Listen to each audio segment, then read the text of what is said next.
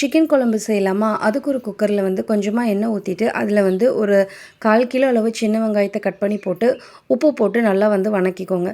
நல்லா வந்து கேரமலைஸ்ட் ஆகணும். ஸோ இந்த அளவுக்கு வந்து வெங்காயம் வதங்கின பின்னாடி ஒரு பெரிய ஸ்பூன் வந்து இஞ்சி பூண்டு பேஸ்ட் போட்டு அதையும் வந்து நல்லா வணக்கி விட்டுருங்க.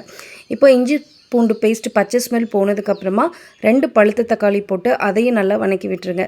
தக்காளி நல்லா மசிஞ்சது பின்னாடி நான் வந்து ஒரு 1/2 கேஜி சிக்கன் வந்து மஞ்சத்தூள் போட்டு க்ளீன் பண்ணி வச்சுருக்கேன். அந்த சிக்கனை வந்து ஆட் பண்ணிக்கோங்க. இப்போ இதில் ஸ்பைஸ் பவுடர் ஆட் பண்ண போகிறோம். 2 ஸ்பூன் மல்லித்தூள், 1 ஸ்பூன் மிளகாய்த்தூள், 1/2 ஸ்பூன் வந்து சீரகத்தூள், 1/2 ஸ்பூன் கரம் மசாலா தூள் போட்டு நல்லா மிக்ஸ் கொடுத்துக்கோங்க. ஒரு 5 நிமிஷம் அப்படியே வந்து வேகட்டும். இப்போ ஒரு தேங்காய் பேஸ்ட் ஆட் பண்ண போகிறோம். அதில் நான் அரை முறிக்கு குறைவாக தேங்காவும் அதில் பட்டை, கிராம்பு, ஏலக்காய், சோம்பு, சீரகம், மிளகு எல்லாம் சேர்த்து அரைச்சி ஊற்றி ஒரு 3 விசில் வச்சு எடுத்தோம் அப்படின்னா சூப்பராக வந்து சிக்கன் குழம்பு வந்து என்னோடய ஸ்டைலில் வந்து ரெடி ஆகிடுச்சு. இது வந்து நீங்கள் நார்மலாக நம்ம சாப்பிட்ற சோறு, அதுக்கப்புறமா சப்பாத்தி, நான், அப்புறம் இந்த புலாவ் எல்லாத்துக்குமே சூப்பராக இருக்கும். நான் வந்து இன்றைக்கி கீ ரைஸோடு சாப்பிட்ருக்கேன். நீங்களும் கண்டிப்பாக ட்ரை பண்ணி பாருங்கள்.